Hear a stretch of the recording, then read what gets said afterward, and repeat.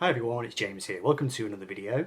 So today I thought I would do a little thread response. This is for Lloyd Boon down under, and he wants us to do something very straightforward. He essentially wants us to show 10 records, 10 albums that we enjoy listening to.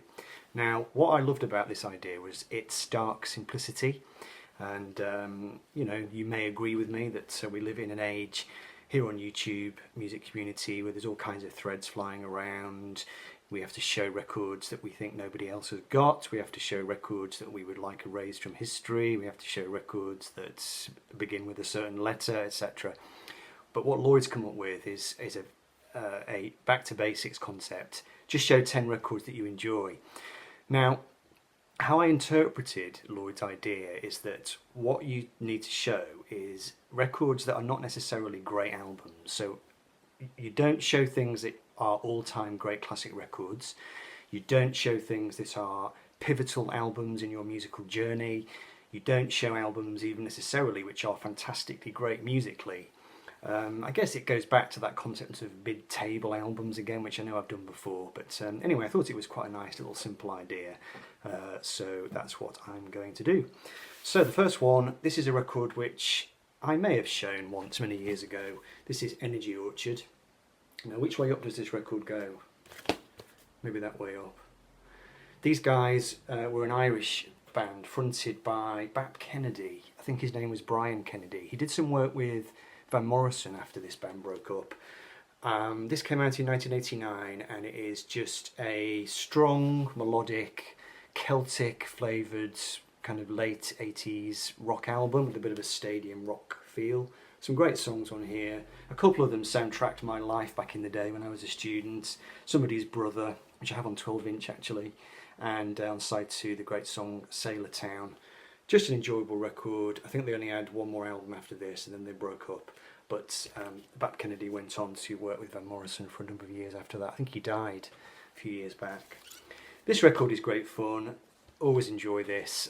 This is Captain Sensible and The Power of Love. Now when did this come out? In the 80s at some point. It's an A&M promo. And this has got the song Glad It's All Over on it. I'm a Spider, which is a classic kind of electronic 80s song. Is it a fantastic album? No. Would I choose to own a really rare Damned album instead of it? No, probably not. I really enjoyed this record. I found it in an antiques mall a while back. This next one, I saw John Baggy Hi-Fi show this a while ago. This is a record which is very easily bought. I think I bought my copy from Bernardo's for about 50p or £1, and it's Petula Clark, and These Are My Songs. Now this is just one of those fantastic vintage mono kind of sleeves. You've got the fold back on here. I'm not a huge Petula Clark fan, although she's clearly quite a significant figure in 60s pop music.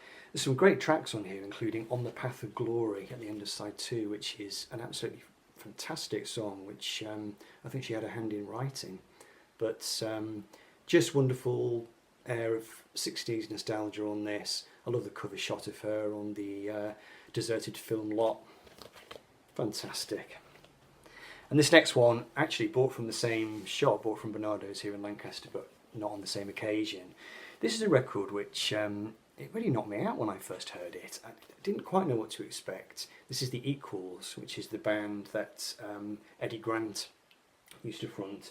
Just a cheap and cheerful music for pleasure compilation. It's got some cracking stuff on this. Help Me Simone, Michael and His Slipper Tree, which is kind of throwback almost to kind of 60s bubblegum pop. Great fun. If you ever see that record, it'll be £1. Pick it up, it'll make your day. And this next one, again, bought very cheaply from Oxfam. This is one I spun the other day again, actually, and I did enjoy it. It's got to be said. This is Shakespeares Sister, and the album is called Sacred Heart. And there we have the lovely Siobhan there from Bananarama, of course. I love the packaging on this record. It has a very kind of 80s day glow sort of flavour to it. There she is again. Is it a kind of slightly clattery 80s record with dated production? Yes, it is. Are there some nice songs on here? Yes, there are. So that's good enough for me. 1989, actually, right at the end of the decade, but very enjoyable record. Will never make any greatest albums of the century lists, would never make any lists I put together, but it's a collection keeper and I'm sticking with it. This next one, I spun this a few times earlier this week following my trip to Liverpool because I was in a bit of a Ringo mood, having visited the pub that was used on the cover of Sentimental Journey, the Empress pub. I will have flashed a picture of that up at the start of the video, me and John Heaton outside the Empress. So it inspired me to grab my copy of Ringo River, which I picked up at, I believe it was a Manchester record fair several years ago. This is the last album on which all four Beatles made a contribution. They didn't appear on it all at the same time, but they all made a contribution. There's a McCartney song, Pure Gold, there's a Lennon song, Cooking, and there's a George Harrison song, I'll Still Love You. So, you know, an historically important record. Is it one of Ringo's absolute top flight records? No, it's not, but it is enjoyable, and it's got a nice, I think it's Vinnie Poncia production. No, it's produced by Arif Mardin, but there were some songs co-written with the great pop, kind of 70s, 80s songwriter-producer Vinnie Poncia of Kiss fame. Love this record. This is the Tubes and Remote Control. This was produced by Todd Rundgren, and I think it came out in 1979. This was the tour. They did a tour of the UK and Squeeze supported them. So that's a significant thing for me, being a big Squeeze fan. But this record has got the song Prime Time on it, which I have. I've got a fantastic 45 of that, a kind of psychedelic splatter vinyl 45. I was astonished to look it up a while ago and to discover that it was not a hit. It's a fantastic record, absolutely brilliant. Todd Rundgren production, the kitchen sink is thrown at this. Is it overproduced? Yes, it is, but it's fun. It's a fun melodic Tubes album from 1979, so look out for that one. This one, very well known album. This is a record which I think at the time maybe it disappointed some people. This was the second Travelling Wilburys album, amusingly titled Travelling Wilburys Volume 3 of course, and it's the one they made after Roy Orbison's passing. I think it does lack the Big O. It doesn't have quite the production touch, I don't think, that the first album has. But nowadays, if you ask me which one would I prefer to listen to, I'd actually go with this one. Maybe because the first one is slightly played out.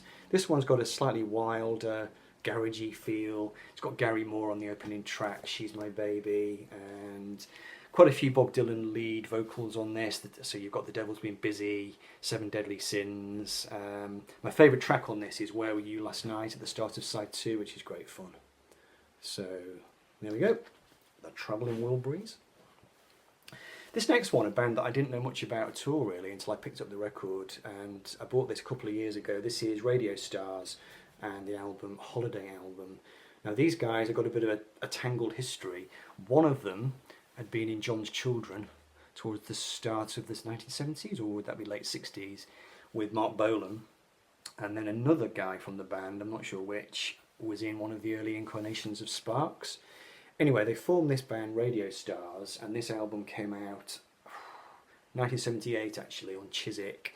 I don't think it was a big hit or anything, but it's an enjoyable record. It's back to basics, late 1970s rock and roll, rock pop. Perfectly acceptable, and I just quite like the cheap and cheerful packaging on this one. Picked it up from, I can't remember where, but it's an enjoyable album. And the final one, I'm very fond of this record for the simple reason that I bought it in, it was an incredibly big, messy, charity warehouse depot place, just here in Lancaster on the outskirts of town. I went in there one day on the off chance. It mainly sold furniture and all kinds of rubbish, but they had a huge pile of records on the floor, not just one pile, but numerous piles of records, most of which were utter garbage. But I spent about an hour sorting through, and I found a few nice country records, but then I also found this one. I mean, this cost next to nothing, you know. This is Brenda Lee and LA Sessions. I had nothing by Brenda on vinyl at all. I have a CD best of all her 60s stuff. This is a 1970s album, I think, 1976, so it has a slightly smoother kind of pop sound, and it's just an enjoyable album. What will can I say about it? It's just very kind of mainstream, but with a slight country rock kind of sound, but quite smooth, quite radio friendly. But it's just one of those instances where you find a huge pile of absolute garbage, and then you manage to pluck something out of it, which is next to nothing, almost free, and then it turns out to be an enjoyable record. So I thought I would feature that one. So there we go, that's my response to Lloyd. So I'd be interested to know if anybody else would like to jump on this. Very, very straightforward thread, nice back to basics idea, but I thought it was rather fun, so that's why I've done it. Alright folks, take care, I will see you in the next video. Cheers.